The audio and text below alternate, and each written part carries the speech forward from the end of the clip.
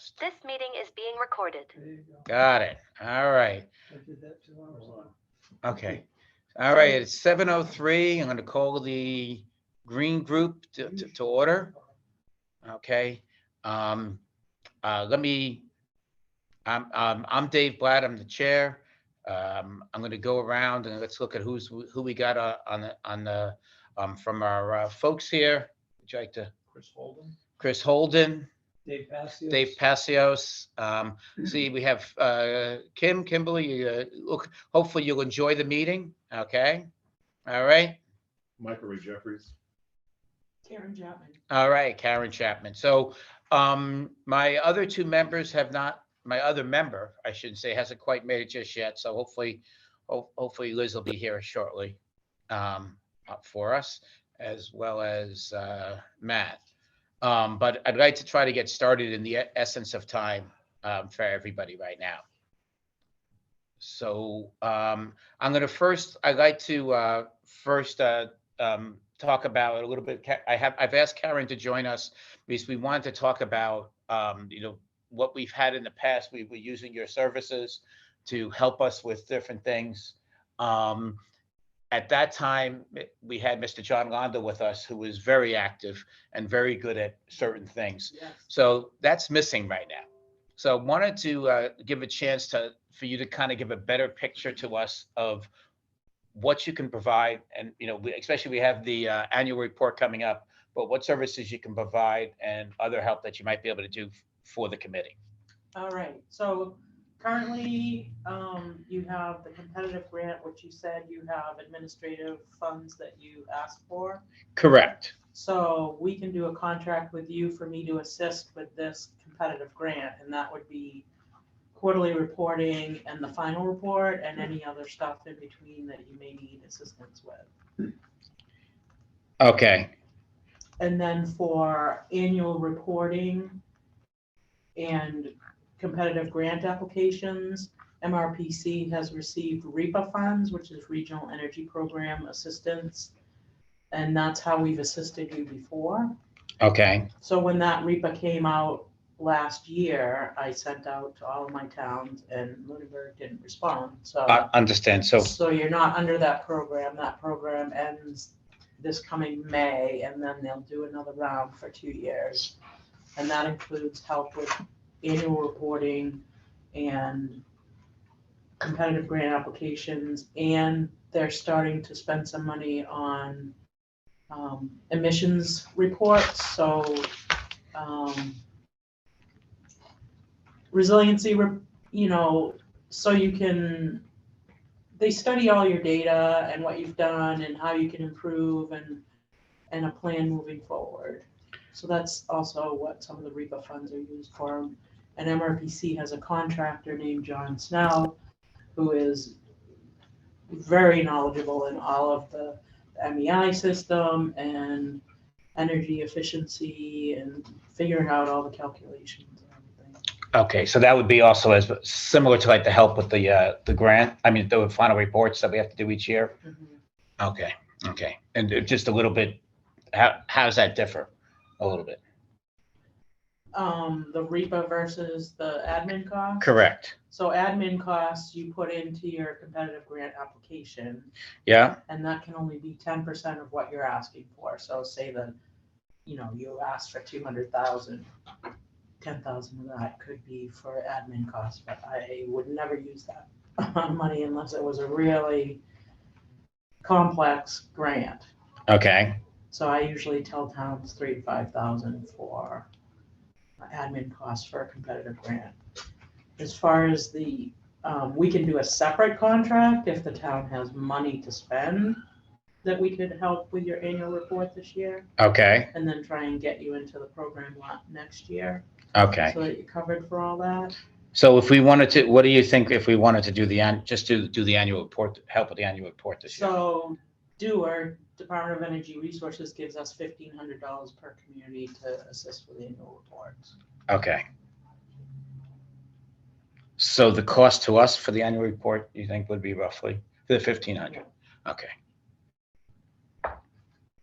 Okay, and then, so then it would be in May that we would be looking as if we, so that might work well, because I don't think we're thinking that we're gonna be ready in the spring anyhow for the next competitive grant, because we gotta spend all the money first Right. and then go from there. Okay, all right. Oh, sorry, I'm just gonna make sure that Julie's, so people know that you're there, okay?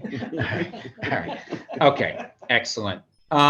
Is there other things that you guys, could offer the town as a thing, things that you can do? I mean, one of the things we're feeling is that we don't know what we don't know. And none of us are really that much savvy in everything that's going on. Mhm. And that's what the other question is. Is there, things, do you feel there's things we're missing? I mean, it depends what the town wants to do. They have a lot of electric vehicle stuff coming out now, and like the state did their climate plan for 2050, and so they're looking for towns to do their own climate plans to, reduce energy usage and emissions of fossil fuels and stuff like that. If you have any fossil fuel using, which I'm not sure you have any left. We don't have much left. We've done most of the cruisers have been converted to hybrids. Most of everything else is, trucks, classified as trucks. Mhm. More. So I don't think there's much, I don't think we're getting Ford Lightnings or anything like Right. or things like that just yet. Okay. There's another program to electrify buses, but I've heard that that's not, it's not advantageous yet.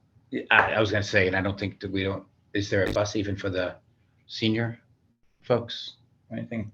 Well, we've got a MART van. It's a MART vans, but that's Yeah. more of not And really. There's still a bus service coming into town, right? It's the There bus is. service, but it's not our own bus. It's the- So, No, but yeah. I mean, Oh, so you MART's- contract with D and D has their own buses, okay. Yeah. and Yeah. So same with- so the Lunenburg School District doesn't have their Oh, own yeah. buses, okay. Okay. Then that would be irrelevant.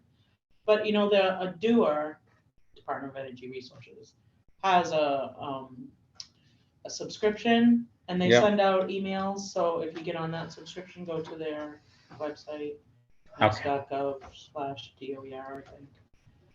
And just subscribe for their updates, and they send them out weekly. It seems like there's an update about different programs that there are. Okay. So if we're looking for the help with the annual report, you'd help us like trying to assemble all the data Yep. that we have and things of that Yep. sort. Okay. We look at MEI and see all the data you're missing.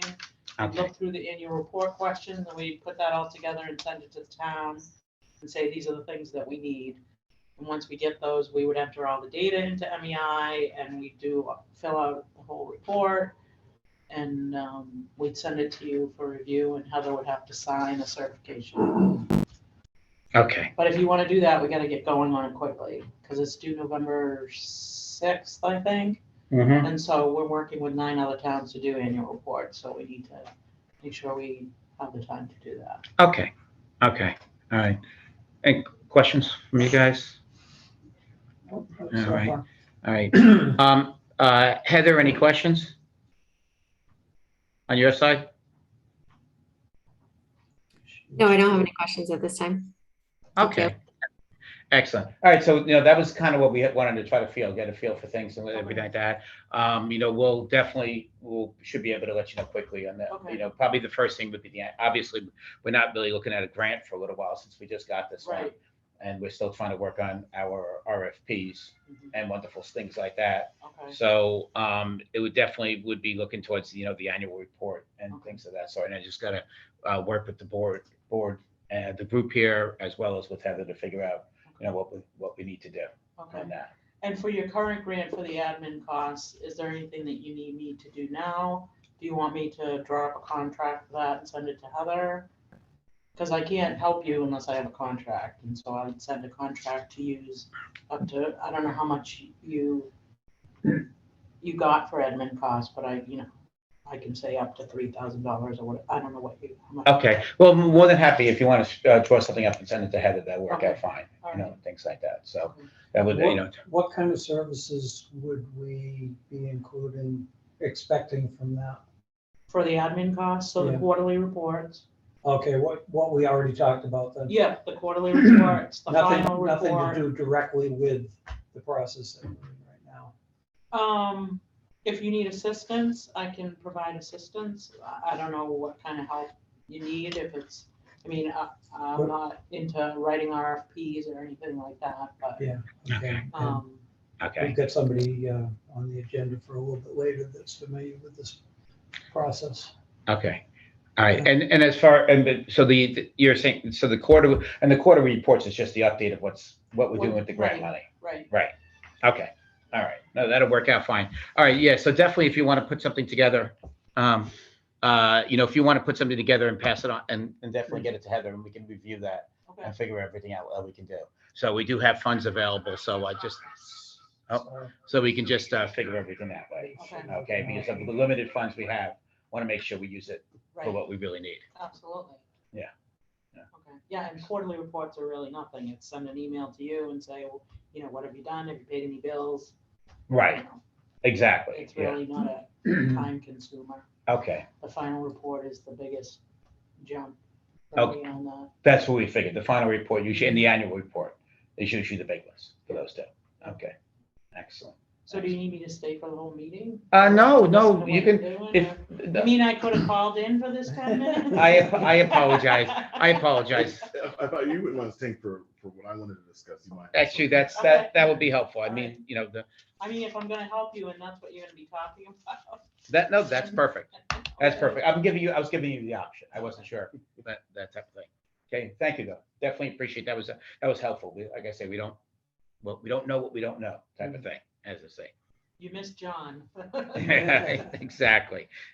I tried not to let him retire, but for some reason he did, and it took him 2 months before he joined down. He got himself appointed down there to the committee down there. So, okay, excellent. All right, so let me move on. Next thing, I was going to let Michael Ray. I know you wanted to meet with us, talk to us a little bit about some of your ideas and thoughts Sure. on with what's going on. So I figured I'd let the stage be yours for now, if you want. All right. Well, first, thank you. And is that Heather Lemieux, Heather? Yes. Oh, hey, Heather. How are you? Here, hold on. Oh, Good, how are you? Good to see you. So first, thank you for setting aside the time to meet with me tonight.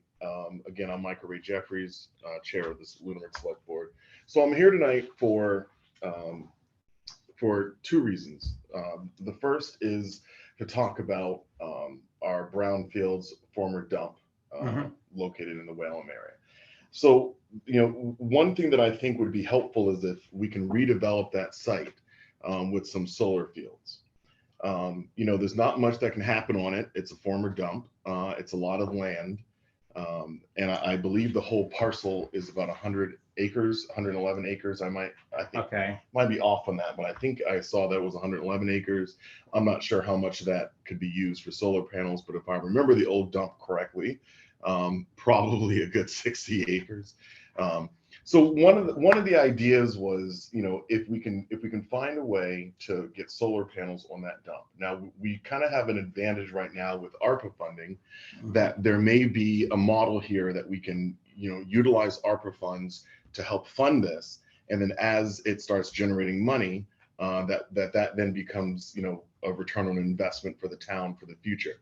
So the concept is for it to generate income for the town.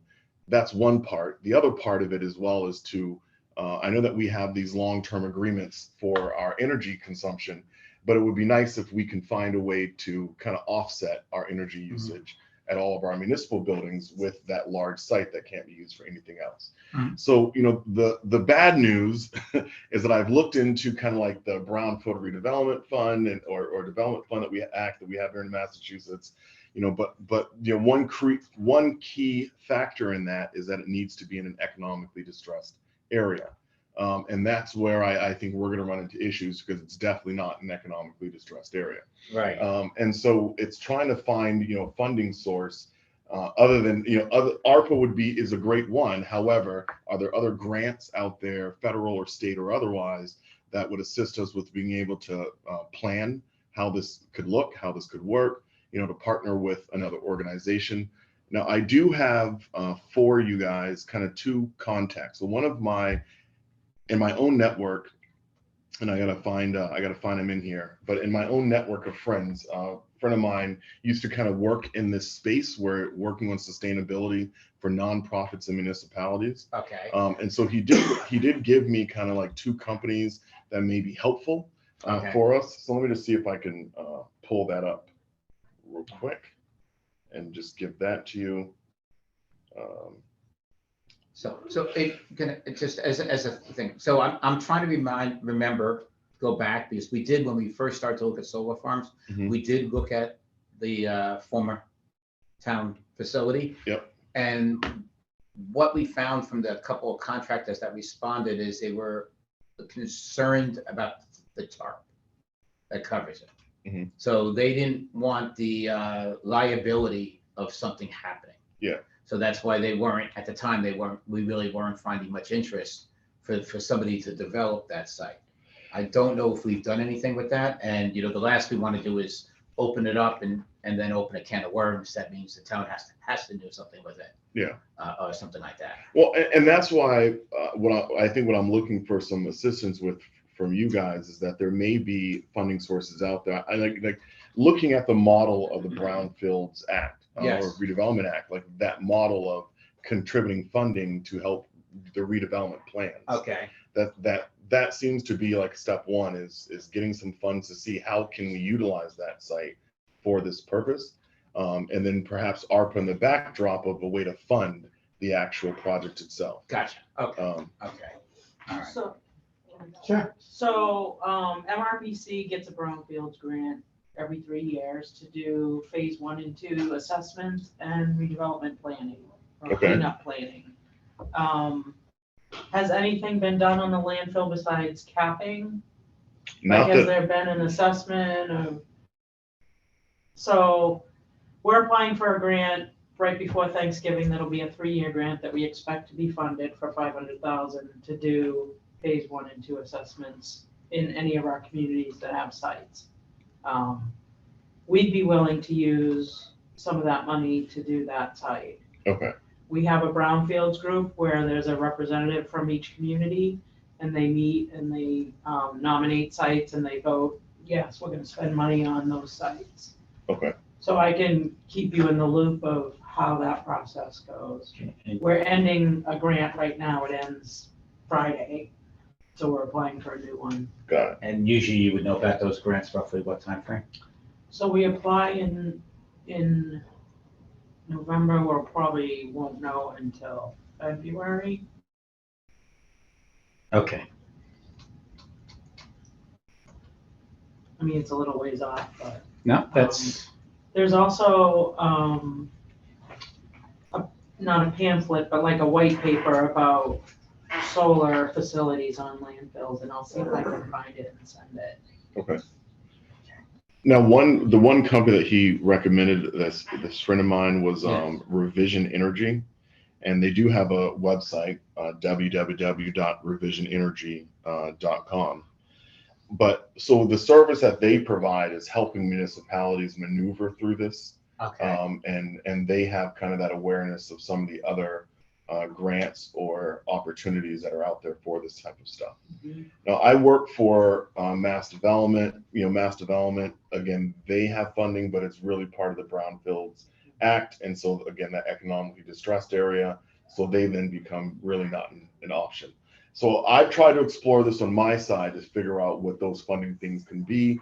I'm kind of like at a wall. Yeah. So I'm coming to you with kind of a good point of contact that can help Yep. guide. But really, I think the idea long term is, if this is something that we can put some money into ARPA funding, and then it kind of self-pays for itself, that as it Okay. starts to generate money, those funds can be used to help expand it or go into a capital fund. So that way in 25, 30 years, when these things all need to get replaced, you can do that. But there's, if we think about the size of the solar fields we have around town, I'm finding it probable that there's some money here to be made. And that this may be a good return on investment for us and a way to grow that infusion of ARPA that maybe we, shortchange ourselves in the immediate and say, hey, we're going to invest $1 million here or whatever that number is, but we're going to get it back over a period of time. So I think another component of this is that solar component, which is, and that may be where that energy company will come in handy, which is estimating, kind of what the capacity of the site could be, what that return on investment would be, so that way we can kind of put together a good package Okay. of how to make this happen. Definitely, like I said, I'd be happy, and I think we'd all be happy to find some use of that place, other than folks doing ATVs and dirt bikes on it, if they still can get in there. I don't know. I'm sure they are. They'll find access no matter what. Exactly. All right. So no, that is definitely exciting to us. I mean, it was the first place we investigated when we started to look to going solar in the town. And at that point, at that time, we were looking at a third party to actually put the panels up. Yeah. And we would have gotten part of, the inexpensive energy. Yeah. But I do agree that if we can own them, it's going to be much more beneficial. And profitable, yeah. Exactly. So that's the first there. So thank you for Okay. being so receptive to that idea. Unless you have any questions yep. before I move on. I'd just like to clarify something before we move off of that property. If I'm looking at the assessor's map correctly, 27 Youngs Road is the area behind Correct. Tri-Town Landing, and it listed as 42 acres. 42. Then I was probably thinking of something else. There's a Pleasant Street property that abuts it, but it's conservation land that comes all the way to the back side of it. Okay. That's 68 acres. All right. Just to There's your clarify. 100. There's your 110. Okay. That's probably what I was looking for. It's 27 Youngs Road. Yep. And it's behind Tri-Town Landing, which is the Yeah. low-income development and senior housing that's off of Youngs Road. What was the acreage? 42. 42. Okay. So there is a low income. Component right there. Yeah, actually, I thought of that and Yeah. But it's not an EJ, not necessarily an EJ population. So any other questions? Okay. So the other thing, and we have a new facilities director in town, and this really, I think is the culmination of a lot of years of multiple efforts to really have a separate facilities department. And in speaking with the town manager, Heather, I think we all understand it's going to take some time for the role to fully get stood up. I think he's had an immediate positive impact, but realistically, when you're coming into a new role, it's a 6-month to a 1-year process to really get things, going where you want them to go. Right. I think one of the things that we're going to need, and I know that on the town side, all this information is compiled for budgeting purposes, but how do we, I guess what I'm looking for is, are we doing kind of this annual look of how much energy we're using at all of our buildings, the amount of, like, by gallons of fossil fuels, by wattage of use, and then finding a way, looking at like the Paris Accords for how can we come into compliance, that how do we get ourselves to that point and on a target of 2030 or 2035 where we're compliant with the Paris Accords. So that's, I think, the second part that I'm asking is, how do we get to that point? So personally, having been on this committee the longest, I'm excited about this because one of the things we've found is the committee's been very successful in getting, applying for grants and getting grant funding. However, I'd say most of that has not gone towards town-owned facilities as much as for school-owned facilities, based on asking for things. Yeah. So, there's certain, as a group, we weren't the ones that were going to be allowed to go into the public safety building and look around and poke around and say, this is what we'd like to get done. In fact, I think it was even the last grant we were pushing because we knew about some of the energy inefficiencies in the heat system. And we were the ones who were pushing them to say, we'll get you grant funding to finally get this fixed. Yeah. And we look for it the other way around. So there is, like, as we talk about the annual report and this MEI, which the DPW right now has the access to it. Mhm. John, when he left, trained somebody at a couple folks at the DPW. However, we've gone through a couple of DPW directors since then. So I don't know how much anybody has been doing with that right now. Got it. However, that's something I would look for this facilities person to maybe be able to take over some of that and to be able to at least have that information of, it would populate monthly of what all of the electricity usage was, we have to manually put in the gasoline usage, the fuel usage, but everything else is pretty much populated automatically. Okay. So it would give a good snapshot to them of what we've been doing for the past, I think it's at least 4 years now that we've been part of this. Yeah, because you need the data in order to figure out what you can do to make things Correct. better. Correct. And so, Yeah. yeah, and you need some historical records as well to kind of figure out, are you trending in the right area? Okay, Yes. so then the ask then is to, I know the town manager could hear me, so I'm kind of leaning in here, Heather. So the ask is to the town manager for this reporting system to kind of be reactivated, to start being maintained. So it's still moving and it's still there. It's just a matter of we don't, at this point, I personally Mhm. don't know whether the data from the DPW side has been entered into the system. Got The it. rest of it, the electrical usage, stuff like that, anything that we get from a third party Yeah. is auto-populated, has Got it. been Oh, that's auto-populated. And it's just, I'm sorry, the new facilities director, I know I've heard the name, but what's the name again? Yeah, I'm not gonna get his last name. His first name's Paul. Heather, do you have his last name? Visconti. Can you say that one more time? Visconti? Visconti? Yes, Visconti. Okay. Okay, all right, excellent, okay. And so that would be then a great way that perhaps you guys can help with Yes, that is once you kind of get that information and you start developing that rapport with Paul, like you did with John, yes. then we'll start getting those kind of town requests, because you're saying that most of what's been coming through is school related. School related. Yeah. Yeah. And I think that was part of the push to be able to separate DPW from facilities, which is, the focus. DPW is always focused on now. Correct, Facilities is always focused on tomorrow. correct, correct, yes, yes. And in fact, it was even interesting to us because last grant round, we received refrigerators for all of the buildings. Mhm. And I'm sitting there ready, there was two refrigerators sitting in the basement of the Boys and Girls Club. And I was sitting there ready to give them away because I didn't realize they were the brand new ones. Because, we were trying to clear out the basement there per the fire department's request. Yeah. And so that's how disconnected things were for a while. So I don't know where they are today, those refrigerators, but they're no longer in that basement type of thing. So no problem there. So I was excited about that, but we are very excited about that. The other side of it is probably one of the other reasons is, obviously, since we're both doing that, and you're a former member of the whole building reuse. Yeah. There was very limited of what we felt made sense to do for Ritter and Town Hall, even, through our own stuff because of just not knowing what was going to be the future there.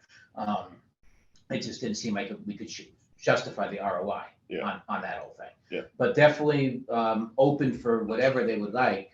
I know full well that probably the senior center can use insulation in the attic. Last time I opened up those paper thin doors that get you to the attic, it was like 2x4 insulation thrown on the floor, and half of it wasn't really sitting in the right spot. But things like that, we're happy to help them. It's just a matter of knowing and having them do some of the due diligence on the projects. Got it. And I'll definitely work with Paul to help that. So I'll kind of reach out to him and just introduce and start talking to him. I Great. gotta introduce and start talking to him on behalf of the Boys and Girls Club anyhow, so he's gonna love me a long time after this. Okay. And give him my contact information because I can help him out with MEI. Okay. Once he starts, there's a good video to learn about it and there's good support. Great. And I can give you, if we end up doing your annual report or even before, I can get data. There's a ton of reports that you can generate from MEI, Mass Energy Insight. So I can tell you how much energy has gone up or down since their baseline, which Right. was maybe 6. I'm saying 6 years ago at this point, yeah, so. So I can give that to you anytime. I have access to everybody's. Now, can we get some comparable data in the sense of having an understanding of like how we stack compared to other communities? Yes. Um, Yes, there's a building section of the program where you can compare your similar buildings to other communities. all right, great. So they show you every community that's a green community and where your buildings stand. Like, we have a public safety building, so does everybody else. So how does it Because it would be good on a metric level to be able to understand the impact, of Yes. having this new facilities department. I mean, this is really gonna. I'm not talking, evaluation bullet points here, Heather, but I'm talking evaluation bullet points. Right, right. Yeah. that you're kind of in the situation where, it's like how I don't foresee a future where we don't have substantial efficiencies, coming out of this new role in the next couple of years with that partnership. So. Correct, and we agree with you 100%. I mean, I look at that as very, very encouraging because, it's been very difficult as a group to do the town side of things. And I know there's things you guys, the town needs. Yeah. It's just a matter of, Yeah. we need, John was nice in the fact that when he wanted money, he approached us, gave us the whole ROI, gave us all the data we needed to put into the grant. Yeah. To justify the reason why we would pick his program over somebody else's. Mhm. And that, if we have the same thing from facilities, happy to try to go for the funds. Excellent. What's the path of least resistance for us is always a good one because this group is not known for our grant writing expertise type of thing. So. Well, I do appreciate the time. This has been really. I don't go to many meetings where it's like yes, yes, yes. So this has been a good one. No. Now, what do we need from you? Okay. No, it's not asking. Good enough for you. So actually, one of my biggest asks is the select group. We'd like you to kind of make sure that other groups utilize us more. Yeah. So as we talk a little bit like the building reuse, Mhm. when the programs are, to make sure you're coming towards us to see what are available for the town. So as an Yeah. example for us was when they did the middle school, high school, we got in late, but we actually helped them get in touch with Unitil and oh boy, what I just blanked on the other guys. Anyway, the other guys National Grid, thank you, National Grid, to say, okay, here's where you can get money back if you do these things. Unfortunately, at that point, it was late for certain things, like, it might have been a light fixture that an architect specs. Well, if they spec a different one, there would have been a grant money. Right.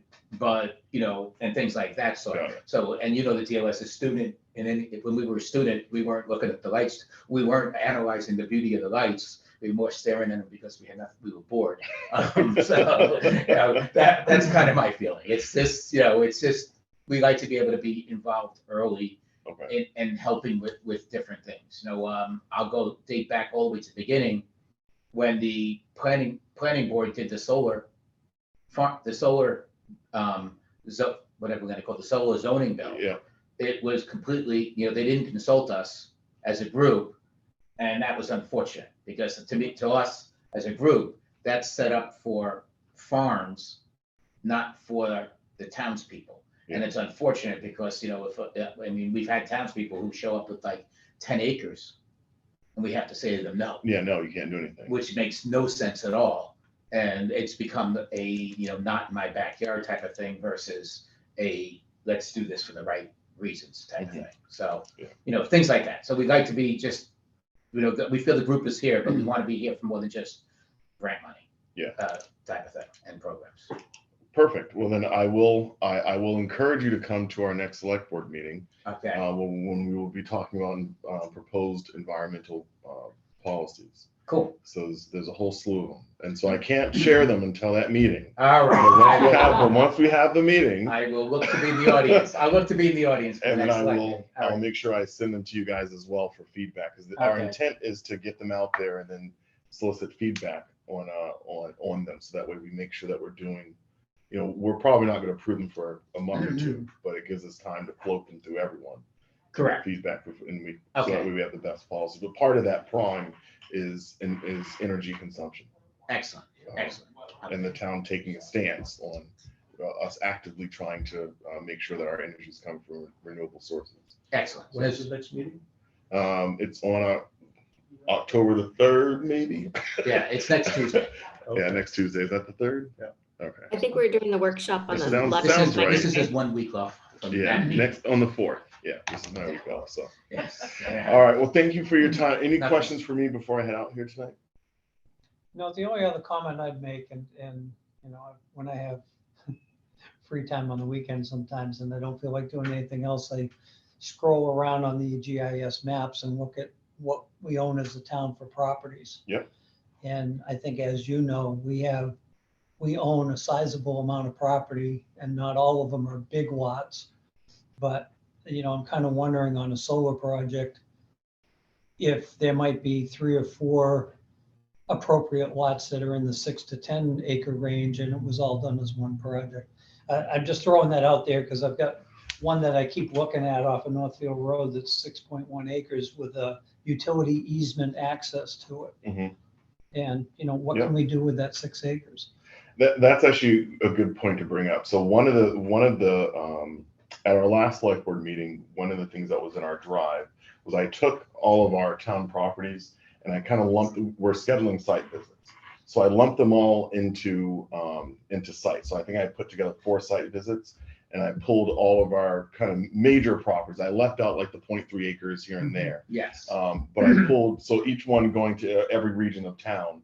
And the intent being that, one of the things I said in the board was before we start agreeing to everything going to open space, we really need to take a methodical look at all of our properties and kind of figure out future disposition.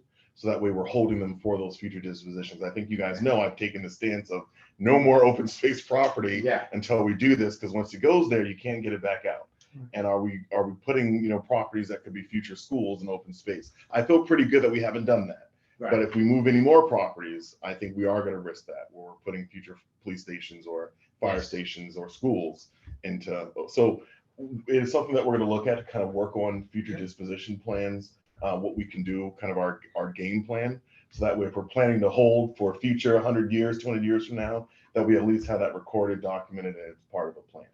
And I think that it's something that's lacking. And so I think we'll get to that point soon to kind of figure out, hey, what's the best use of this parcel? That information is going to be invaluable. So like you just said, we don't make a mistake today that comes back to bite us 5 years from now. Yeah. Oh, we gave up this piece of property, but that piece of property gave us access to this piece of property. Yeah. So now we don't have it. It's landlocked. Those types of things. Yeah. So if Have you start seeing some Saturday select board meetings and off Tuesday meetings, that's what those ones are about. Yep. And you should see them over the next probably 2-3 weeks, because we're going to try Don't to, forget about affordable housing in that. as far as where we can pull up. Properties, what to use properties for. Yeah, I'm all for affordable housing, so long as it's not 3.5 months. I shouldn't say Yeah, that. exactly. Let's not go there, Yeah. That's Wednesday for me. Not that far ahead of myself. Okay. Yeah, I now that's a good question, actually. So one of the MBTA things, and I don't want to get off topic, but this might be helpful, is how does that tie into funding, or are there things there? Is there there, or is this just the common good? Let's look into. As far as the new law. Yeah, well, MBTA Is there any communities. money for the communities? Yeah. No. Okay. You answered my question. Unless you did 40R, and so I have a contract with the planning board to work on the MBTA communities with them. We got a grant to do that. I had my first meeting with the planning board and we talked about, it's so new, the final guidelines, that we don't really have a plan yet Okay. of what we're gonna do, but there's no grant funding. Okay. I don't want to get off topic here. No, that's All okay. right. That's okay. Hey, look, if the resource was here, I figured you might as well ask, right? Like I said, we don't know. So I'm a big proponent. That's the only problem I have. I mean, so in fact, actually, I'll go one quickie on that. We're trying to work on our RFP. And one of the things we were looking was, I know it's supposed to be public record for any grant, any bids you send out. However, we were trying to find if there was a state spot that that people had to put these bids.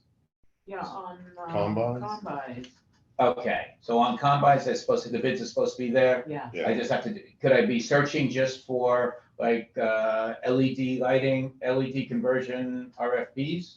Some of that? Okay. Yeah, make sure you COMN. put your project name as, The you URL, look at yeah. the project name and you know what it is. streetlight conversion, blah, blah, blah. Okay, well, no, that idea was to be able to look at what others have put it together, so I'm not reinventing the wheel. Let me look into that, because I think there are some samples. Okay, excellent. Because the ones we found were from the MAPC. Yes, they are the best at that. I understand that, but unfortunately, those are all sitting there with the purchase, it has no purchase involved. It was all just the Okay. installation, Just the because the installation. purchasing was done when the MAPC conglomerated like 4 towns together, bought 5,000 lights and all that stuff. Now, obviously, we're not in that same boat. Can I jump in? Sure, I guess we'll let you jump in early. All right, thanks, Michael. All right, good to see you guys. Thank you. All right. All right. Actually, I'll tell you what, George, I'm gonna hold off on, let me hold off 1 second here on this. But that, yeah, if there's something. But this is relative to what you all were just talking about. I know, yep, go ahead, George. So I've written the RFPs for 130 communities in Massachusetts to do exactly what you're talking about. And I have sample documents that you guys can use. I just finished putting one together for the town of Wareham. We did Turner Falls here this past year. We did Stockbridge this past year. So this is, I can help you with that. You don't need to do any homework. I can share with you both what the MAPC did and what I've done and what others have done. Okay, okay, that's definitely gonna be helpful, right? Because, you know, as I said, we have some wording we'd like to put in there, but basically the rest of it, we almost feels like boilerplate, based on what others have, based on best practices of others, you know? This is like the Resource King meeting. See? And then you got no nose, right? Well, thank you guys. Good to see you. All right, thanks again. All right. Okay, all right. So I am going to rotate a little bit. Hold on. Let me rotate computer so you can see the crowd here.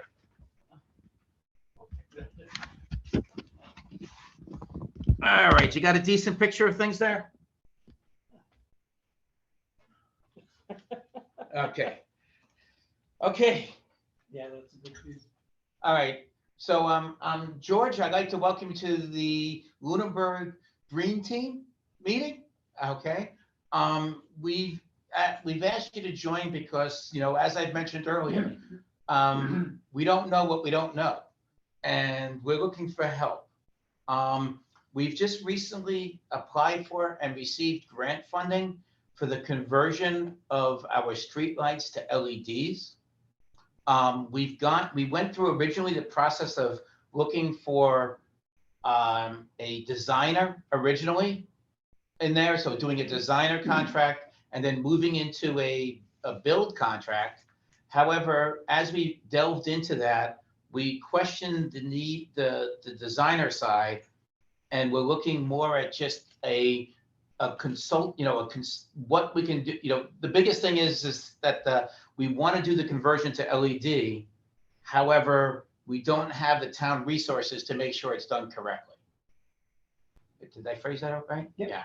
Okay. So we're wondering, you know, looking for you for your insight and talking to us what you feel we should be looking out for and pay attention to be able to, you know, to be able to have this project go off without a hitch on that. Oh, are you on mute again? I think. Yeah, George, you're muted. Okay, There you go. sorry, I was Nice. muted. But first, let me say hello to Heather. I met her once. She used to be in, I don't know how you pronounce it, Bari. Barry. You were you were the assistant to the administrator there back in 2013 or so, I think. But in any case, I worked with Carrie Spidell in Lunenburg a number of years ago. Yeah.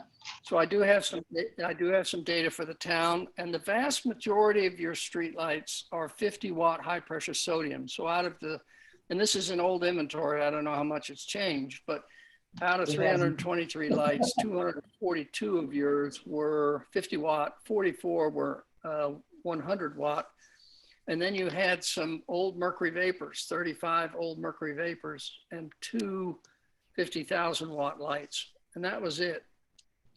So in terms of converting these to LEDs, you know that streetlights are on the poles because that's where the poles are, not because someone did a lighting design.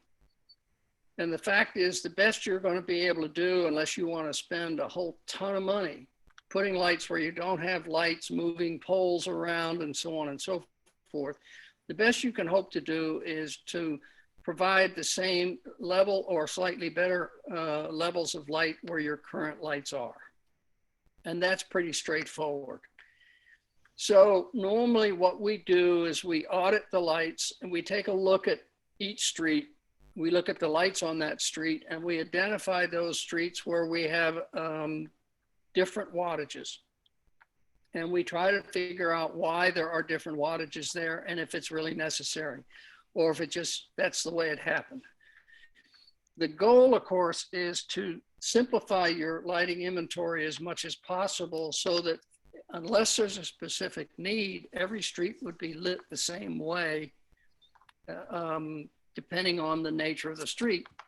That way, when you go out to maintain that street, you know what's out there, and it's pretty easy to be able to know what to take to do the repairs.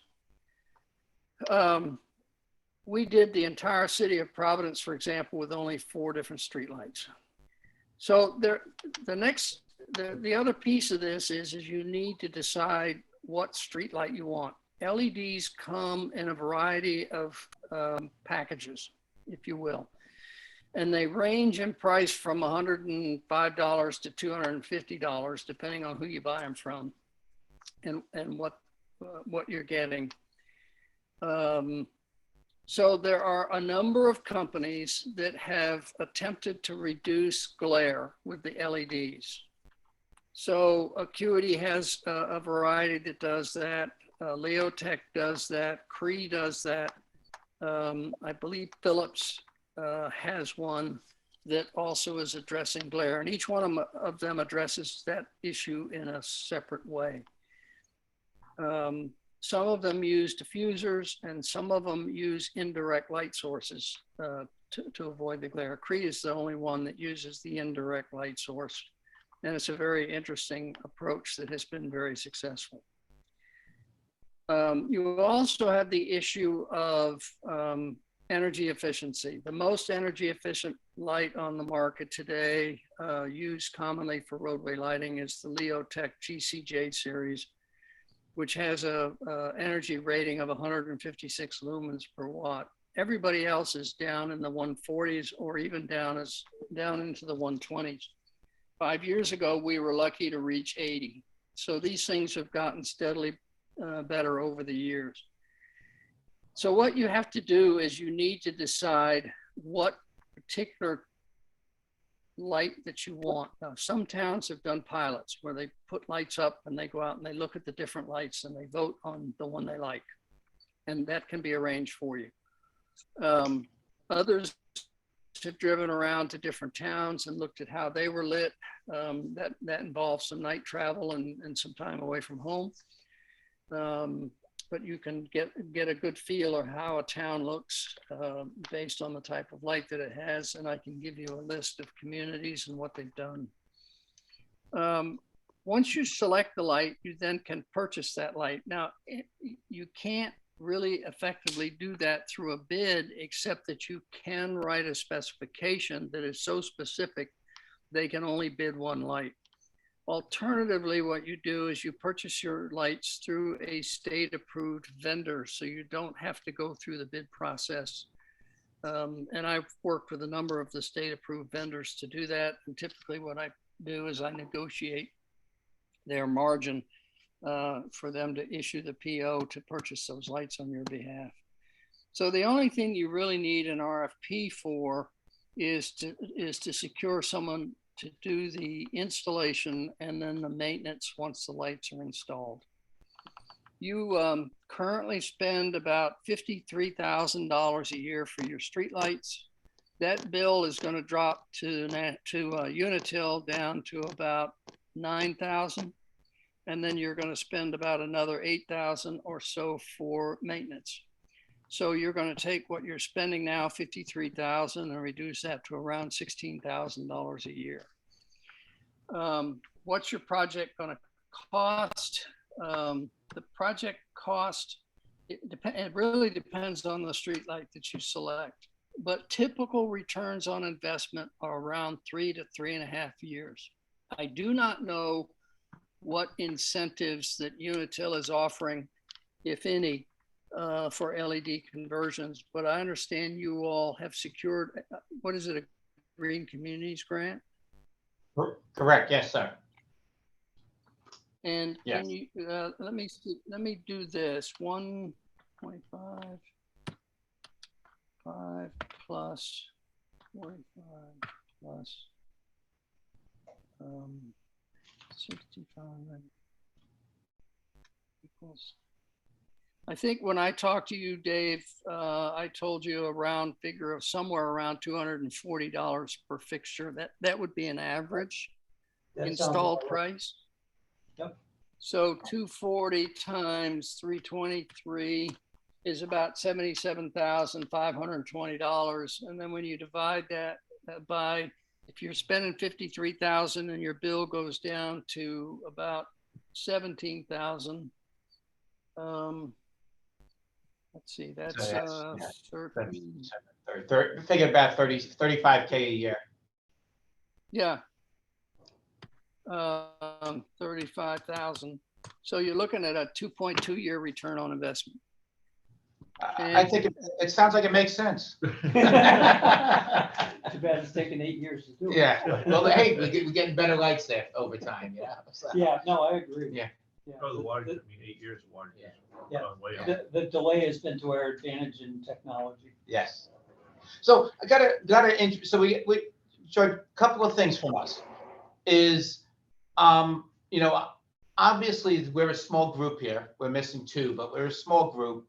And we're looking to try to get a feeling for the services you folks can provide and what would be, you know, the cost for those services. Because one of the things we do need is we kind of need the oversight of whoever is doing this. Because obviously I'm sure like a Tanko or somebody can do a great job. However, you know, my electrical inspector is not the guy that's going to be going up in the bucket to make sure things are done, or just in general to be able to look at his oversight. So that, you know, that's some of the services we're thinking about, but just in general, the difference, you know, and this doesn't have to be tonight, but just an idea of the different services you think we would need and we might need, and what your group could provide for us to make this a successful program. The role I play is to become an extension of the town staff. I work for and represent the interests of the town. And so basically, I'm the staff expert that walks everybody, helps the town go through the entire process, help you select the correct fixture, prepare the bid documents, select the contractor, oversee and manage the work, secure the grants and incentives for you, and so on and so forth. So basically, I'm just there to help you guys out through the process. And typically the cost for my consulting services is about 7 to 7.5% of whatever the total project is. So, and then if you all want to do an audit, we have folks that we can hire to do that audit. And the bid that was adopted by the MAPC from us was $9 a fixture. However, we're currently paying the auditor a little extra because of the increased cost of fuel. So we've raised the price to $10 per fixture to do a full audit. Now, what do you get with the audit? The audit provides you with a GIS database and a shapefile of what your lights are. It collects information that's needed for the lighting design. And then as part of the audit report, and I can send you a sample I just did for another community, I typically look at what project costs and savings are going to be and make recommendations around the design of the final layout of the LEDs. So it's more than just an audit. It's, some analysis based on the results of the audit. The way we manage projects, we take the GIS database that we developed, we then apply the design to that GIS database, and then the folks that do the install, we supply them with an iPad that's connected into that database. And then when the worker is at the light, he can look at the iPad, see the fixture, he can click on the fixture, it tells him exactly what he's supposed to do. And then once he's done, he can put his initials there and it automatically records that he's finished at that site. If there's a problem, like the mast arm is in bad shape or the mast arm needs to be rewired, we typically direct them to continue on and do the next light. And we send a separate crew back to take care of those larger tasks. That way we get as many lights converted as quickly as possible, because that's where you get your savings from. And we don't delay the project. 323 lights is going to take one guy about 2.5 weeks to do. If they put two crews in there, they can have it done probably in a week and a half. So it's really not a big project. Okay. So quick question for you. One of the things we talked about is, obviously as a group, I don't think we have a lot of confidence in the infrastructure that's being sold to us. Okay. And so one of the thoughts was to say, okay, let's just do the whole thing, the arm and the head at once. So this way, all they're doing is taking the old one off the pole. They can have the new ones pre-wired and just hook them up, at the pole. Your thoughts on that, knowing that what we feel is our infrastructure hasn't been touched in at least 4 years? I think it's a huge waste of money, quite Okay. frankly. Honestly, George, what do you really? Let's- George, the only. These are galvanized mast arms, and typically we do wind up replacing a few of them during the course of a project. The worst situation we've run into in 22 years was the town of Whitman. The town of Whitman's utility company was Eastern Utilities Associates many, many years ago, who was acquired by National Grid. When we did the town, we discovered that the Eastern Utility Associates had used underground rated wiring for the streetlights, and it was not rated for UV exposure.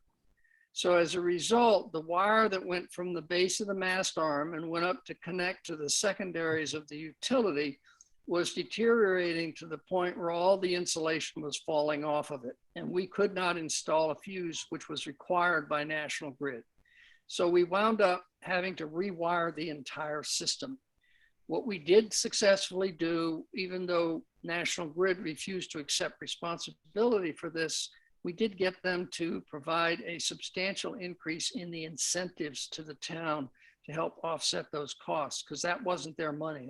That came actually from the state of Mass, from the energy efficiency collections they make on the bill. So that was a good solution for Whitman, but it cost and they had over 1,000 streetlights. It cost them almost $85,000 to redo all of those lights. Now, in relationship to that, we're doing Stockbridge. Stockbridge has 167 overhead fed lights. All 97 of those lights are incandescent radio wave fixtures, which were installed in the 1920s. So in the case of Stockbridge, we are anticipating a significant number of the mast arms need to be replaced. But the good news is we also manage the program in Rhode Island for 27 communities called PRISM, the Partnership for Rhode Island Streetlight Management. And it's a nonprofit organization that simply manages all the maintenance and work that any town needs relative to its streetlights. So makes it real easy. You just pick up the phone and call the PRISM folks, and they also have the call centers, and they're participants in the National Joint Utility Reporting Systems, and they handle everything for you. It keeps it real basic for the towns. this town of Smithfield, Rhode Island, took down 568 streetlights. So we have in a yard in Rhode Island 568 mast arms, most of which are in pretty good condition. So what we did was we offered to provide those to Stockbridge at a very reduced cost for any replacements they needed. And when the project is done, Stockbridge will only reimburse Prism for what they actually use. And an arrangement like that could also be made for you guys.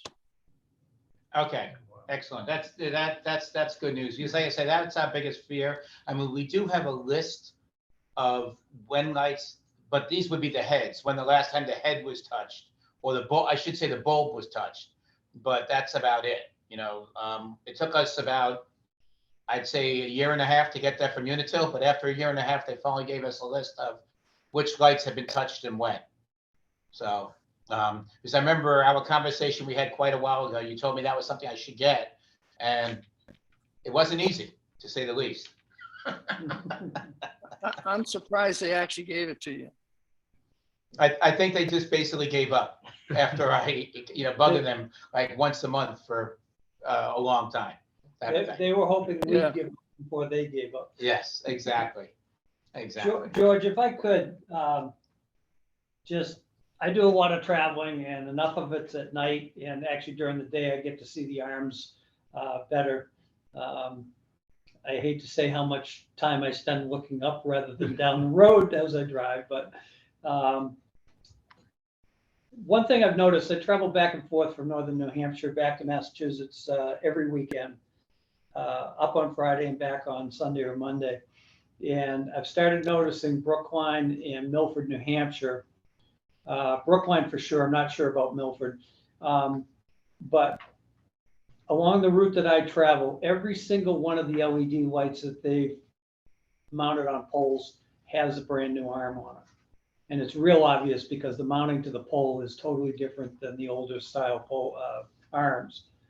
One of the goals of this committee is to end up with an infrastructure that needs nothing, or hopefully virtually nothing, for the first 5 years.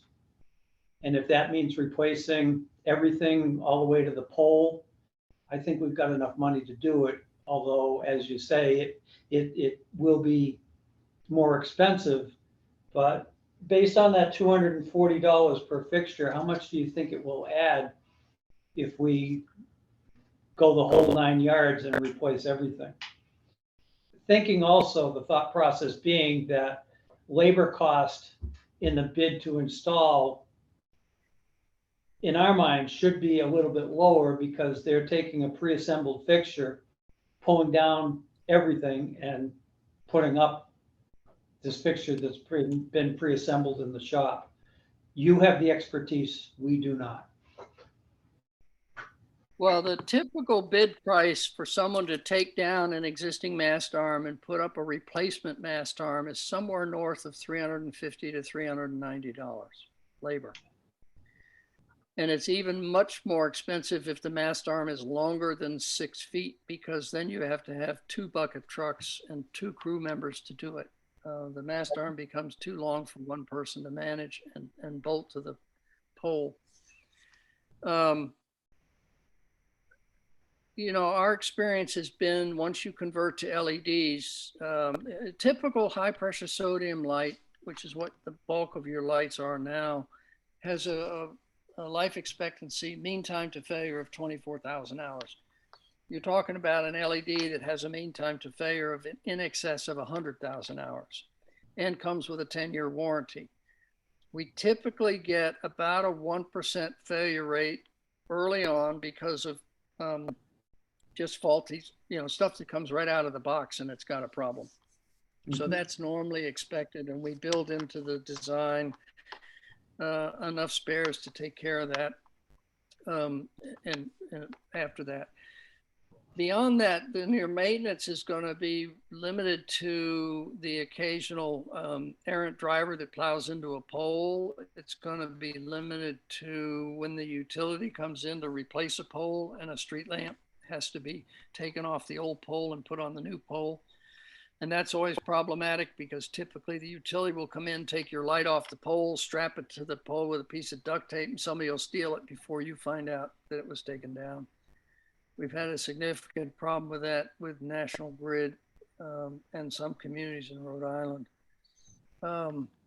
But you know, you just, it's not going to be trouble-free because there's things that are going to happen, storm damage and so on and so forth. You remember the ice storm you all had a number of years ago? No forgetting that one.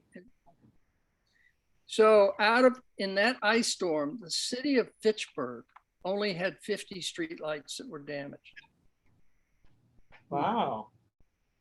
Okay, that's a good data point for us. Things like that. Okay, so the other question for us is we thought about controls, so monitoring and control on the lights. Okay, let's talk about that. I've installed and I currently manage 41,000 streetlights with controls, including the city of Fitchburg. Gary Baklava, I think was his name. His last name escapes me, but it's something like Baklava, left the town. And when he left, the person who was managing that system left, and it's been allowed to get out of hand because it requires constant attention. Each of these control devices has a MAC address. Yep. So when you install it, that MAC address has to be documented. Its location has to be documented, and it has to be entered into the database. Otherwise, the database doesn't need, it'll recognize there's something out there talking to me, but I don't know where it, I don't know what it is or where it belongs. And so what happens is you get one of these controls that fails, and you RMA it and get a new one, and you got to back out the old IP address and put in the new IP address. So it requires a lot of work. The vast majority of these things, once we put them in and install them and we instruct them how we want them to manage the streetlight, we don't do anything else with them. They just sit there. What we've discovered is that Suntech produces a dimming device, which is a smart photocell that has an astronomical clock built into it. And we can purchase one of those that instructs the light to come on at a certain output, and then after 11 p.m. to dim to a certain output, and then at 5 a.m. brighten back up to its normal output. We've had some towns that want the hours to be midnight based on when the bars close and that sort of thing. We've had some towns that say, let's have some of the lights just go off and stay off until 5 o'clock in the morning and come back on for the commuters. So all of these things can be done with the DIM 4. It costs about $45, but we have had, with about 20,000 of these in the field, I don't think we've had but one fail. They've been remarkably reliable. And they do the job for you. Now, the disadvantage to them is they will not report when a light is out. Whereas the control network will tell you when the light is out, but it'll also tell you there's a problem with the light when there isn't one. And this has been one of the issues, is you can get an intermittent or power issue that causes that control to give you a report, and you have to wait 24 hours and go back and look at it again to see if it's still a valid report. It also leads to a bucket roll where you have to send a bucket truck out there to check to make sure what's going on. And sometimes that's a wasted trip. So our experience has been, it's actually easier to rely on the neighborhood to report when a light is out, and then we respond to it. So it's cheaper to have a call center than it is to roll a bucket truck every time our control network tells us a light is out. So what we've been doing of late is we've been using controls in certain sections of a community where you want dynamic control of the lights, and other sections of the community we've been using the DIM 4s. We've also gotten away from the mesh networks. The mesh networks are reliant on a device being close enough to another device to where it can daisy chain the communications back to what's called an AP, an access point, which is what's connected to the internet, either via fiber or some other telephonic means.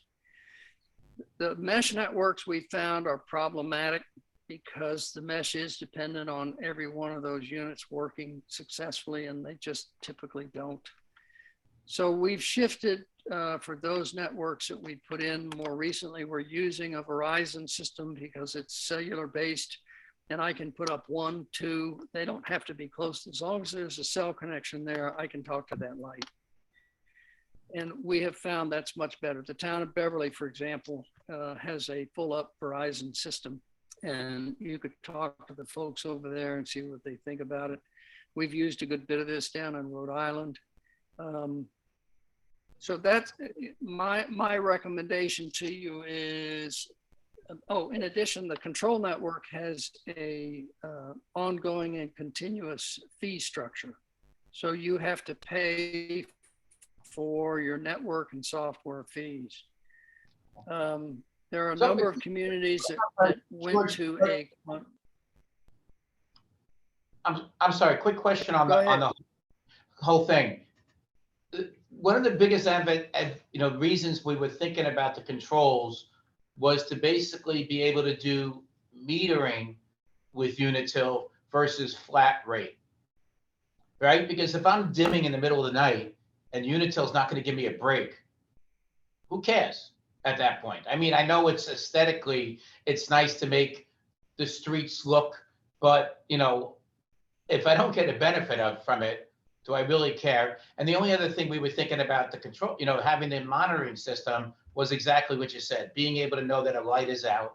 And yes, I could look to say, my public safety group should be able to write down when a light is out, or rely on my citizens to tell me the same, which is the way we're doing it today, is basically the citizens telling us that a light is out, and then we go investigate it and say, yep, you're right, type of thing. So in your experiences, let's look at the first.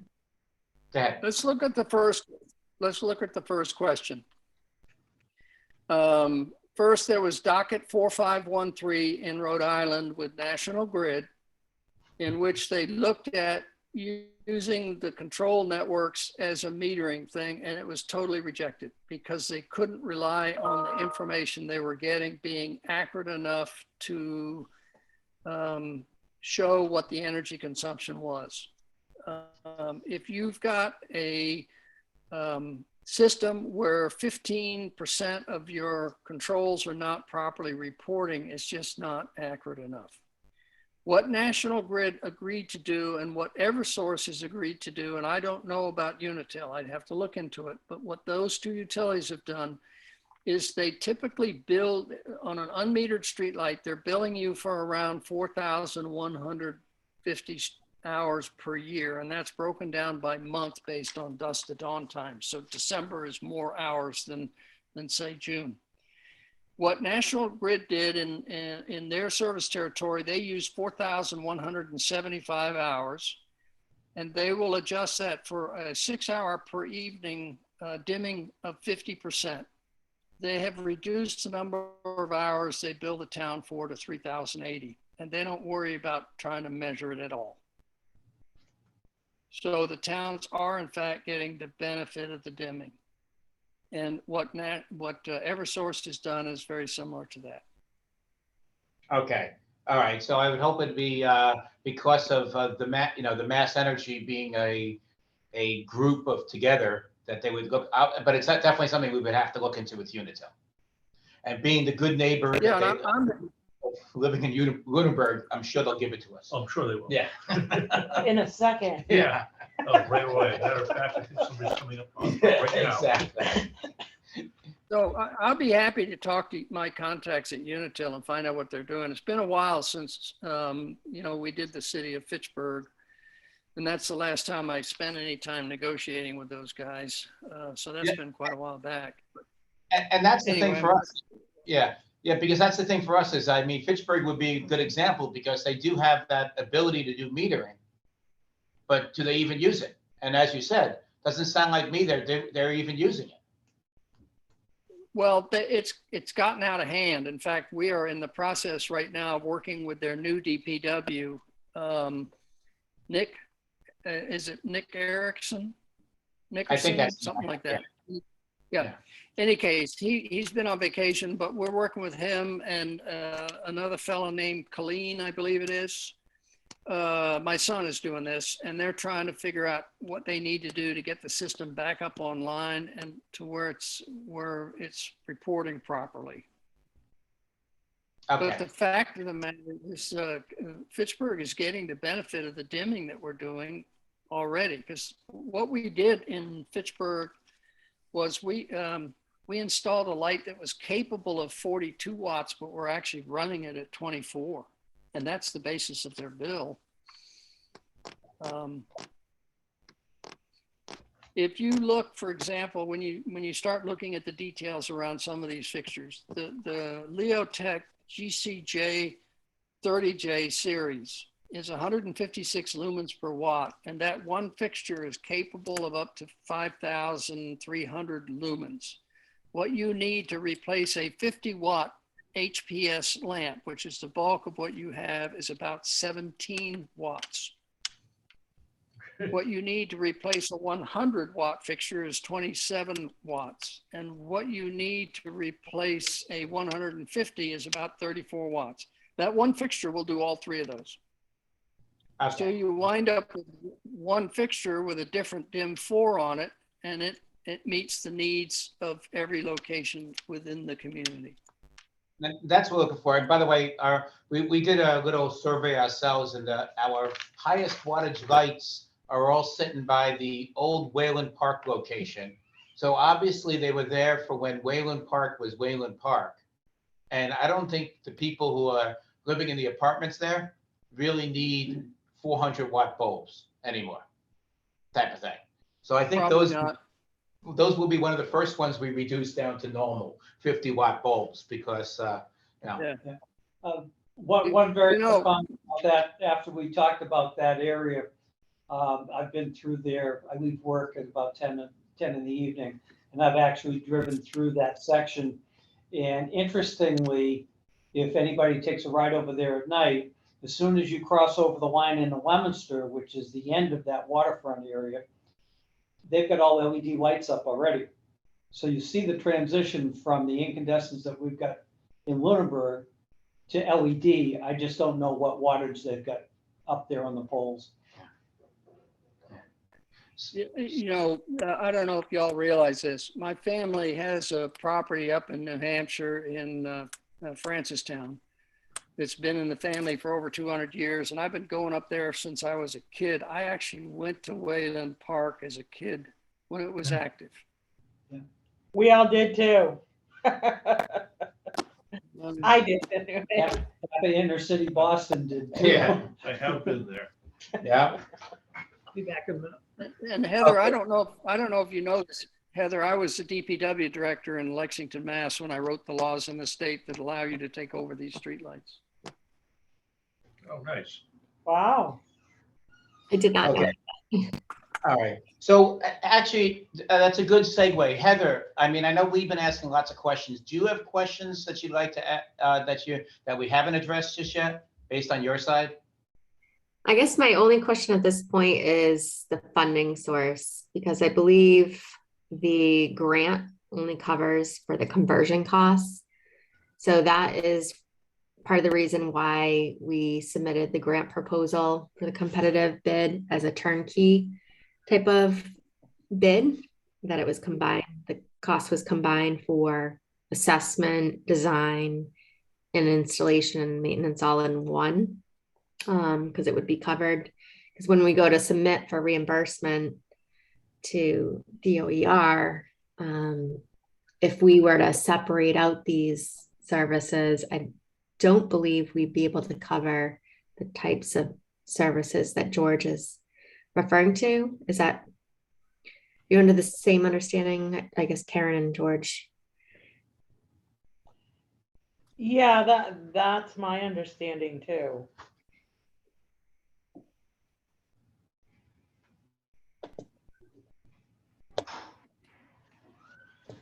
Other than that, I think everything sounds great. And everything that George covered, I think the town needs. Okay. There's George, any usually a way to work. There's go ahead. usually a way to work through these things to help, but if Unitil is offering incentives like the other utilities, in addition to the grant money you have, aren't you likely to get an incentive from Unitil? We'd like to hope. We'd like to hope, but I know hope's not always a strategy. So, but that's something we'd have to look into. I'm sure there is something that's built in Well, that the state tells them they have to give us something, but I'm not sure how much it would be. In our grant application, we did state that we would apply for any and all Incentives. incentives. Thank you. Yeah. Can you tell me how much money was approved for you guys? Approximately 172,000 for the conversion. Okay. Yeah, you're in very good shape.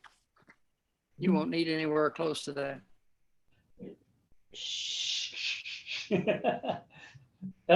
George, that was kind of my background in saying that, you know, put the cost aside, is there an advantage to replacing the entire fixture? Because I knew what the numbers looked like. Yeah. Well, obviously what we can do is, as a part of the project, is we can give guidance to the contractor if anything is, you know, even needs a little bit, go ahead and do it. That'll make him happy. Yeah. Understand. And like I said, our goal is to, at the end of this project, to have the best possible infrastructure to hopefully, other than the burn-in times, like you mentioned, usually things that fail, that are new, fail within a given period of time. Even a laptop out of the box, sometimes it will fail in the first 12 hours, or it'll go for the next 10 years. But we don't have the resources in the town of Lunenburg like some of these other cities have, large DPW departments with engineers on board, electrical engineers, et cetera, that can hopefully monitor and maintain the system once it's installed. We don't have that, and the maintaining is one of our worries. Yeah. So I got a question on the maintenance. Experience of is a yearly contract. You know, if you're looking at us like saying 340 lights, just as a number, but a yearly contract and just saying whatever goes, or a per light contract or a per truck roll contract, what usually makes the most sense? The way I typically design it is I have a long list of specific tasks which are typical. And there is a fixed price associated with each. What you don't know is how many of those you're going to require. But, you know, it's like a restaurant menu. Where if it's change the photo cell, it's going to cost you this much. Change the fixture, it's going to cost you this much. Rewire a mast arm, cost you this much. Install a new mast arm, this much. Remove a mast arm and later reinstall it, this much. So you get a list of very typical tasks, and then in addition to that, you have the basic labor rates, both holiday, after hours, and normal hours. And that, of course, is always tied to prevailing wage rates. Okay. And typical contracts are at least 3 years in length. Right. But Okay. in your case, even 3 years in length is going to be less than $25,000. So you really you don't have to get very formal with that. Okay, that was kind of the question, because that's obviously the biggest unknown for us, you know, right now. You know, we know that maintenance has been limited in the past few years. So that's, you know, like I say, that's a large concern. And that's like, as we mentioned, I'm trying to look, you know, on Heather's side, it would be the biggest variable that we would have year to year, probably. Yeah. Would you consider partnering with Fitchburg? It's definitely something we would consider, because obviously they're rolling a truck for Fitchburg a lot more often than they're going to roll a truck for Lunenburg, right? Type of thing. Right. Well, the price will drop. And obviously, the more lights involved, then the better the pricing. So that both communities can benefit. So George, is the maintenance sort of like a retainer thing? Is it a monthly cost, or would it only be for the tasks that are called out? It's usually only for the tasks that are called out. So they wouldn't have to pay like $50 a month to stay in the maintenance plan. No. What the interesting thing is the way we structured the PRISM program in Rhode Island, and I put that program together, is the communities do pay a flat amount each month, and it covers all of the basic maintenance costs. But the money that they pay in monthly goes into an escrow account for the town, and the costs are then drawn from the escrow account. And at the end of the year, if there's money left in that account, it still belongs to the town. And what we do is we ask them, do you want to roll it over, or do you want to spend it, or do you want to check? Most communities have rolled it over because they're building up a nice escrow account that they can use for a future project. And it allows your budget to be flat and predictable. That sounds great. Okay. Is that something that can be done in Massachusetts? Is that done in Not yet. Massachusetts? Rhode Island? Okay. Not yet. No, All it's only in Rhode Island. Rhode Island is so small, we have one contractor who can handle the whole state. In one day. Huh, you know, so, okay. Excellent. So Okay, with what, one truck too. what are our next steps here for George or for us or? So, yeah, I'd like to get, George, I'd like to get a better feel, if you could, for, you know, I don't know if you can break down the services more for us and be able to look at it, because obviously we're going to have to look for, we might have to look for creative ways to do funding. I mean, I can talk to the, you know, guys, but I need it.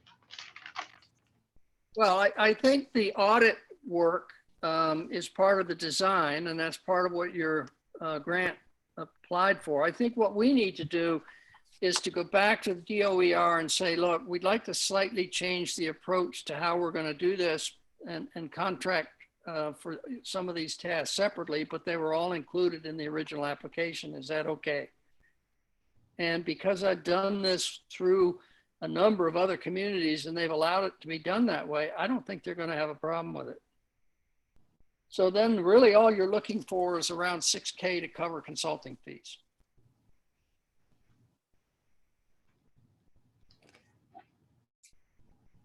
Dave, can I just? Go ahead, Heather. We did ask that question before submitting, and that's why we submitted it as a total turnkey approach, because they specifically said it was only for the installation conversion costs. I'd be interested in talking to another community that went through this recently. It could have been under a time when they allowed that the program guidelines were a little different. Okay. All right.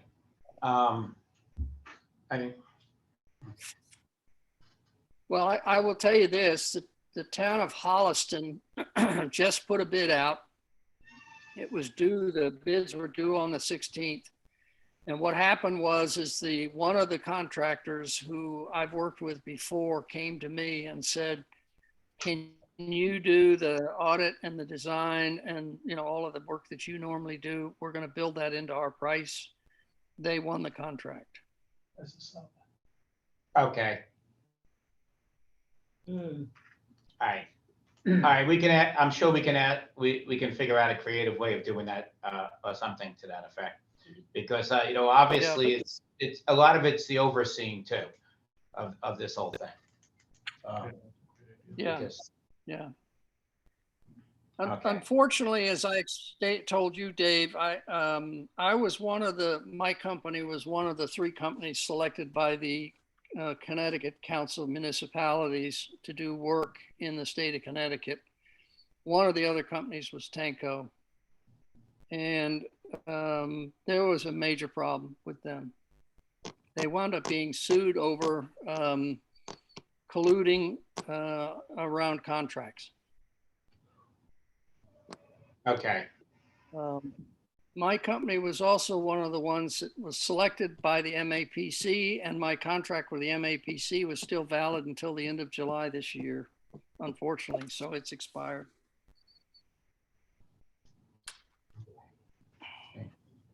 But whatever, let me know how I can help. That's what I like to do, is help you guys the best way I know how. This is all about our taxpayers and doing what we can for them. All right. Well, if I can do the simple ask then of, you mentioned that you did something with Wareham.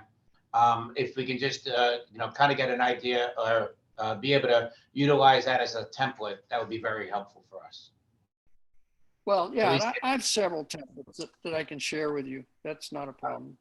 Okay, thank you. I appreciate that because, obviously we got to we'll be working with Heather as well as the state folks to figure out how we can do this.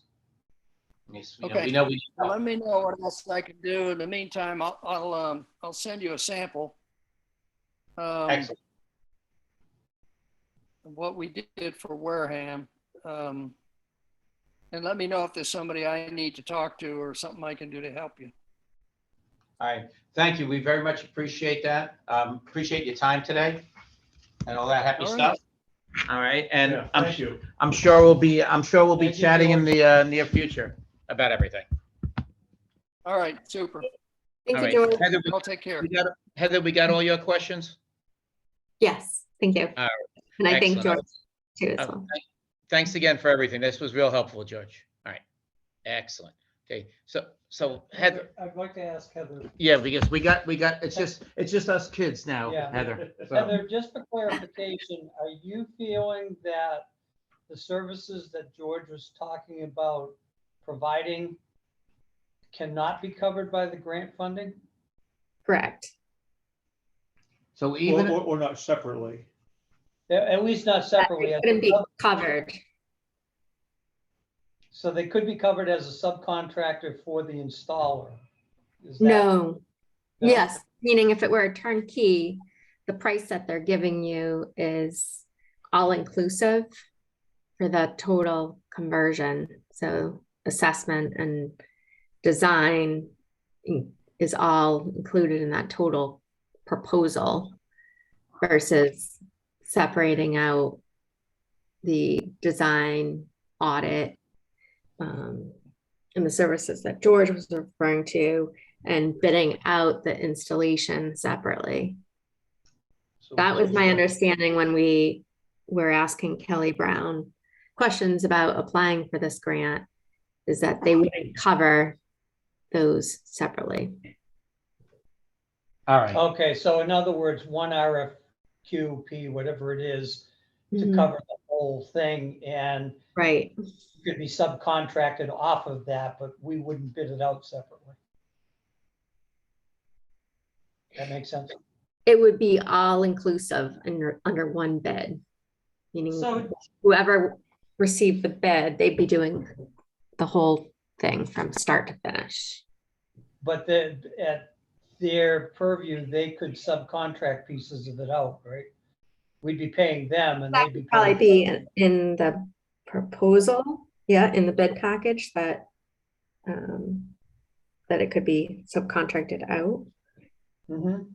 So Heather, if we put out an RFP for everything and George were to reply that he can do everything, he could do parts and then subcontract the installation? Right. Yeah, okay, so it could be from any one of the entities, but that entity has to do the entire project. Right, Right. That's my understanding of all our conversations with Kelly. okay. Okay. When we originally we did put this out to bid as just design, Fine, right. and had received that proposal, and that we couldn't base our competitive grant application on that because the grant wouldn't cover that cost. Gotcha. Okay, so let's ask a different way of this. Say the 6 to 7, say he just threw out a number of 6 to 7K, Mhm. Say that we can't get that with the grant. Would that be a big, do you feel, based on what you're hearing about what he can provide to the town, that kind of number would make sense for the town to invest in ourselves? I'd have to see in our budget, if we could absorb that. It's not something I can say 67,000 that we have available. I figured that was petty cash for you folks. Now.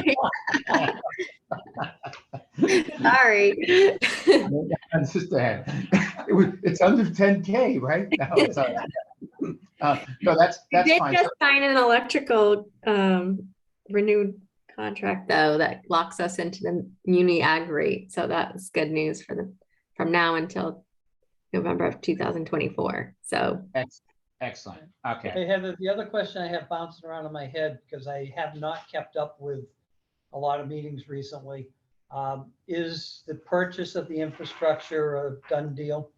yes, that purchase went through on the 15th.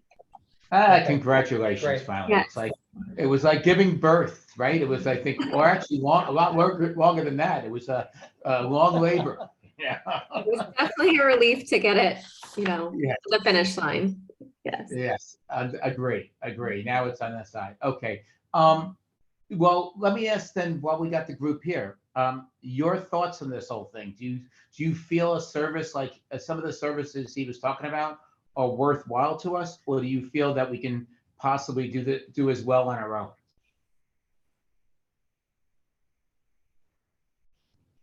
Are you asking me or the group? I'm asking you first, and I'm asking the group too, but I'm asking you first. I think they're entirely worthwhile. Yes. Mhm. Okay. Absolutely. I honestly would like to have him on board sooner rather than later. Every conversation I've had with him, including the one 4 years ago. Yes. I Yeah. was just so impressed, and he's got all the numbers right there in front of him, and most of them in his head. And if you asked him for a written bid for what he talked about for $6,000 or $7,000, it would be that number when it comes to us, and it'll have everything he offered tonight in it. So I'm all for it if we can find a way to fund it. And I'd like to do it before we put out the RFP for conversion, but Yeah, but that's good. That would be tough just because of how do we roll that in to say then that there's going to be, that you need to put this $7,000 number down there. yeah, and how do you force a bid recipient to use a contractor that you've chosen as a sub? See what I mean? You might be able to do that. I'm not sure what the. Can logistics you of it force, are. I mean, a lot of times, like George was saying, for the type light you want, you specify it so close to that light, there's no way they can bid any other light. Right. I don't think you can do that with a subcontractor for services. And that's the difficult thing. Okay. Well, and that's why I thought if George bid on the whole project Well, it's a good. as the alternative. project Yeah, manager, that's- that he would farm out the pieces. I think that's good. Okay, Yeah, so I think that's something, if you could, Dave, If we- yeah, after tonight, yeah. send him that message and say that, based on our understanding of what we can and cannot spend the grant money on, can you bid the entire project and be the general? Is basically what he turns out to be. And the only issue would be is if someone else bid lower. Right, Then you're screwed. yeah.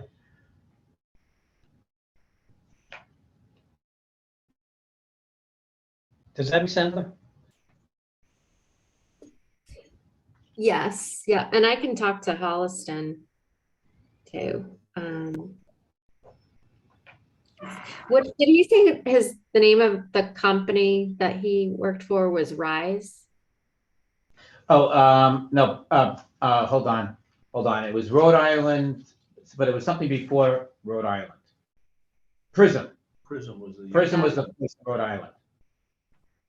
Or is that the group? That's the group. Well, that's the group in Rhode Island, but his company is Light Source, Light Smart, Light Smart. I wrote it down. Yeah. FlightSmart. No, Prism is the people that do the maintenance. So Prism is the conglomerate he helped set up that was looking at the maintenance for like the whole state, anybody that they've done Right. type of thing. You know, obviously we don't have that in Massachusetts just yet. But okay, all right. And maintenance, the numbers he's given for maintenance, I mean, I felt that was very reasonable, but you know, I gather something we'll have to find out when we start asking for bids.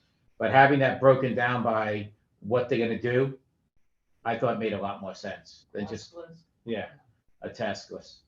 Okay. All right, any questions for us? As I want to let you get to your family, Heather? I don't have any questions. Thank you. Okay, I say you don't have a family, I know you have families. They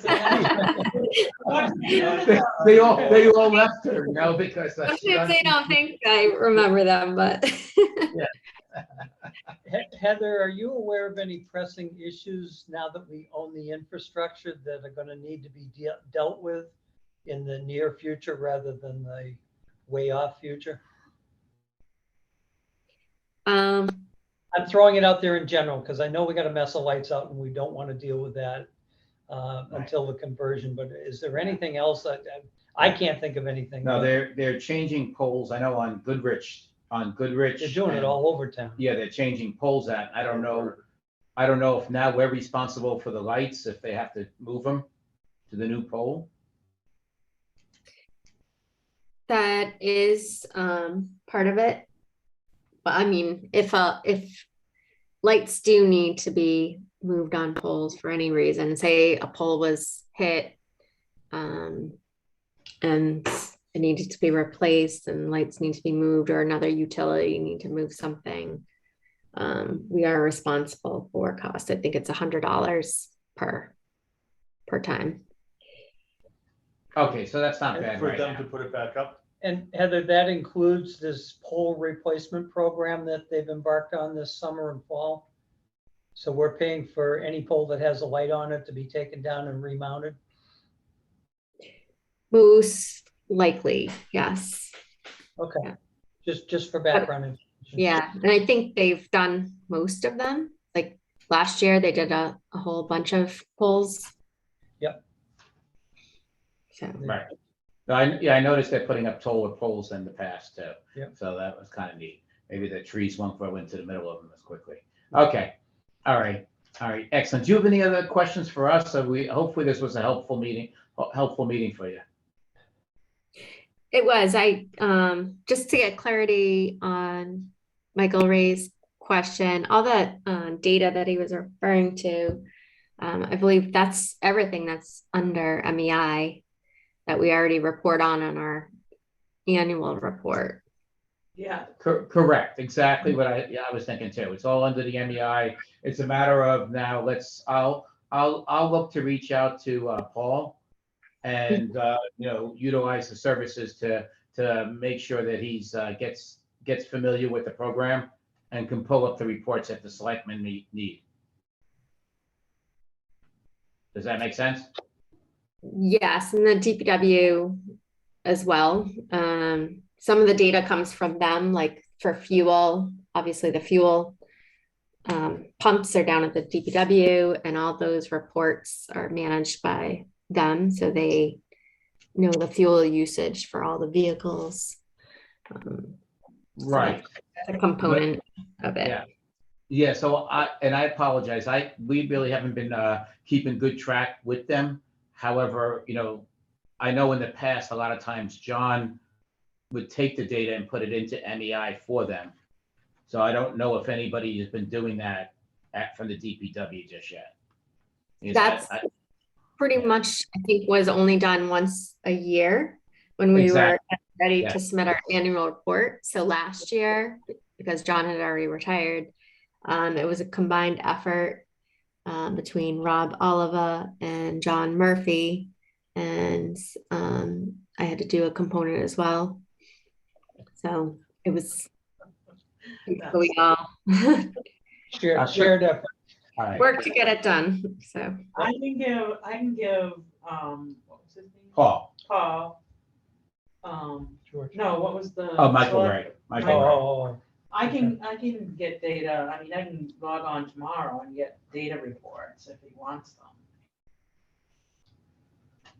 So if you could just, if you were able to get on, just to take a look, like whether the fuel usage or anything like that is in there. And that way we know to start, especially since we got annual report to do, we know that we have to start asking to get those things in. And if we are doing the annual report for you, then we can ask. That I Like, understand. we'll send you a sheet that has everything, we'll send it to you or Heather or both, and you distribute it to whichever department. Gotcha. Okay, all right, excellent, excellent. Okay, all right, anything else for us, or should I let you go? I'm all set if you're all set with me. We're all set with you. I mean, I thank you for joining us tonight. All right. Thank you. Have a good night.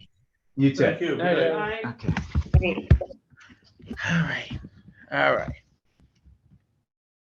Do you have any spectators? I have any. And no spectators in it and all that. So all set there. I'm gonna, well, I'd say I'm opening up for public comment. Any comments from the public?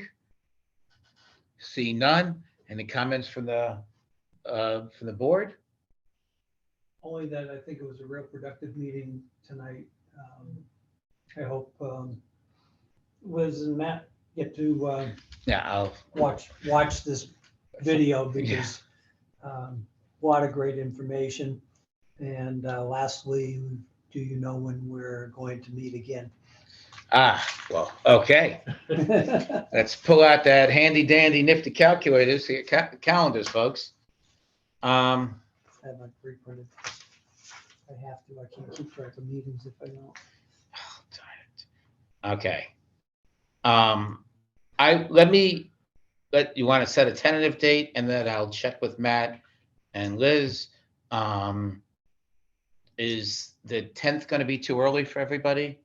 The holiday. Oh, that's a holiday. That's right.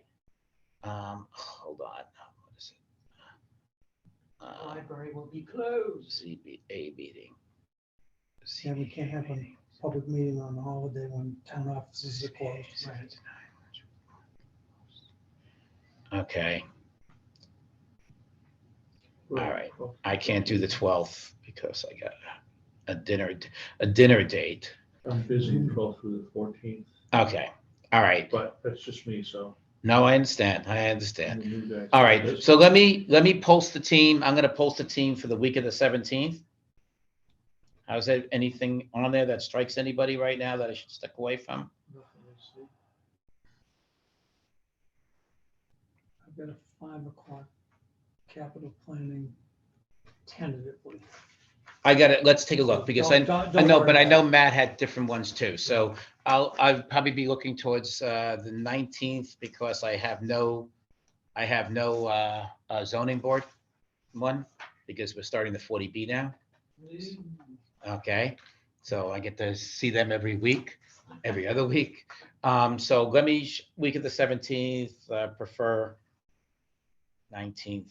So I'm going to prefer the 19th if I can, but I'll check let me check with the other two folks since they're not here. Yeah, with the whole Okay. week, basically.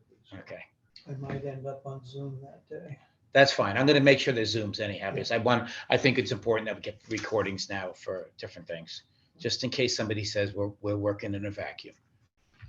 Never happens. Okay. No, people never complain about that. Exactly. All right. Anything else that we have? Not for me.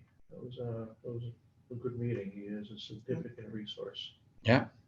Make a sounds motion, great. we adjourn at 8:52. Okay. Want to give me a second? Second. Okay. All in favor? Aye. All right. 8:52. Adjourn. Okay, I can stop recording. Copious notes. Okay.